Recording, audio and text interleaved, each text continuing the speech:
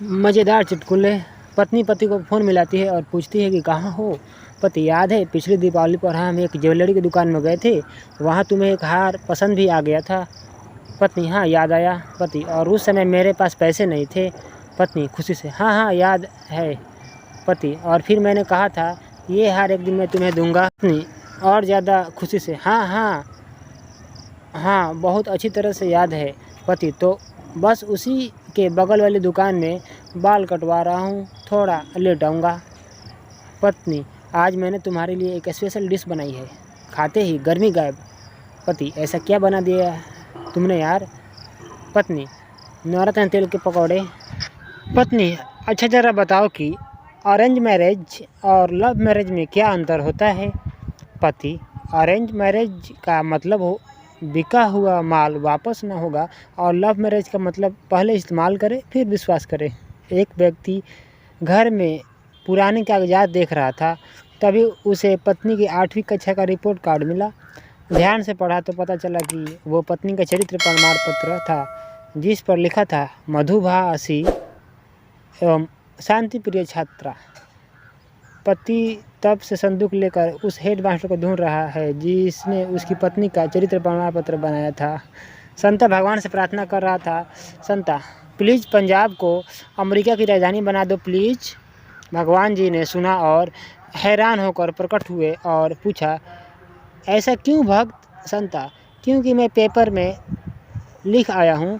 3 कछुए ने काफ़ी पीने की ठानी, जैसे ही वे होटल में घुसे कि बूंदाबांदी होने लगी। इस पर बड़े कछुए ने छोटे से कहा, जाओ घर जाकर छतरी ले आओ। छोटा कछुआ बोला, छतरी लेने तो मैं चला जाऊंगा, पर मुझे पता है कि आप दोनों मेरे पीछे मेरी कॉफ़ी पी जाएंगे।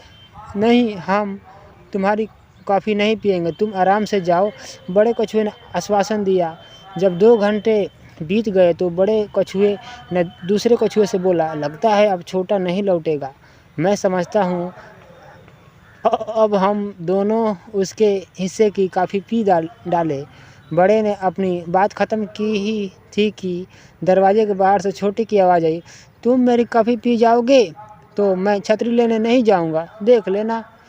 एक भैंस घबराई हुई जंगल में भागी जा रही थी। एक चूहे ने पूछा, क्या हुआ बहन, कहाँ भागे जा रही हो। भैंस, जंगल में हाथी को पुलिस पकड़ने आई है। चूहा, पर तुम क्यों भाग रही हो, तुम तो भैंस हो।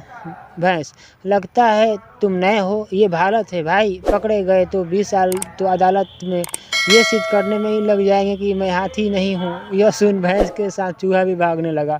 बंटा को अपना पालतू कुत्ता बेचना था। संता उसे खरीदने वाला था। संता, क्या यह कुत्ता वफादार है। बंटा, हाँ जी, मैं इसके 2 बार पहले ही बेच चुका हूँ, ये इतना वफादार है कि हर बार मेरे पास वापस आ जाता है। संता, ये लड़की बहुत सुंदर है। बंटा, तो मैं इसका नाम भी जानता हूँ। संता, क्या नाम है, मैं इसे फेसबुक पर खोजूंगा। बत्ता, यह बैंक में काम करती है, इसके काउंटर पर इसका नाम लिखा है एनकाउंटर।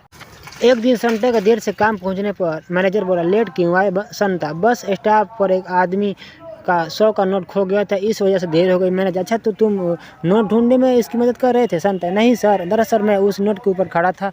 यूरोप में संता का एक दोस्त भारत घूमने आया तो संता उसे घुमाने ले गया।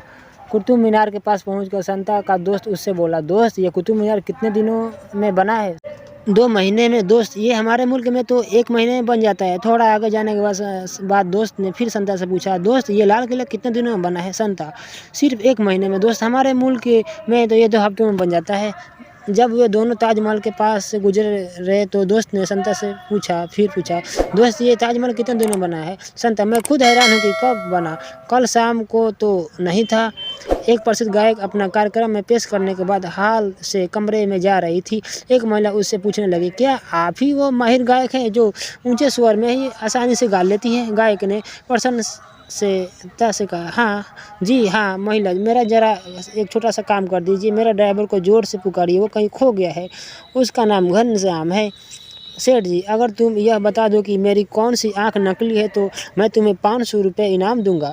चंपक लाल, यह तो बिल्कुल आसान है, आपकी बाई आँख असली है। सेठ जी, यह तुम्हें कैसे पता चला। चंपक लाल, उसी में तो थोड़ी दया ममता नज़र आती है। चंपक लाल, रास्ते से जा रहा था, तभी उसे एक आवाज़ सुनाई दी, रुको, और वो रुक गया। तभी उसके पास से एक बड़ी बस तेज़ी से गुजरी और उसकी जान बच गई। उसने वह आवाज़ का शुक्रिया अदा किया और चल पड़ा। कुछ दिनों बाद चंपकलाल खरीदारी करने जा रहा था, उसे फिर आवाज़ सुनाई दी, रुको। जैसे ही वह रुका, नारियल का पेड़ उसके सामने गिर गया और फिर उसकी फिर से जान बच गई। चंपकलाल ने फिर से शुक्रिया अदा करते हुए पूछा, आप कौन हो जो हर बार मेरी जान बचाते हो, और मेरी शादी के दिन तुम कहाँ थे? जवाब आया, आवाज़ तो मैं उस वक्त भी दी थी, पर तूने तो डीजे को लाया था, तू उसकी गाने सुनता या मेरी आवाज़ सुनता? थैंक यू दोस्तों, थैंक यू वेरी मच। अगर आपको ये वीडियो अच्छा लगा हो फोन चुटकुले तो लाइक सब्सक्राइब जरूर कीजिएगा। फिर मिलेंगे दोस्तों एक नई वीडियो में नई टॉपिक के साथ, तब तक के लिए धन्यवाद। थैंक यू दोस्तों, थैंक यू वेरी मच।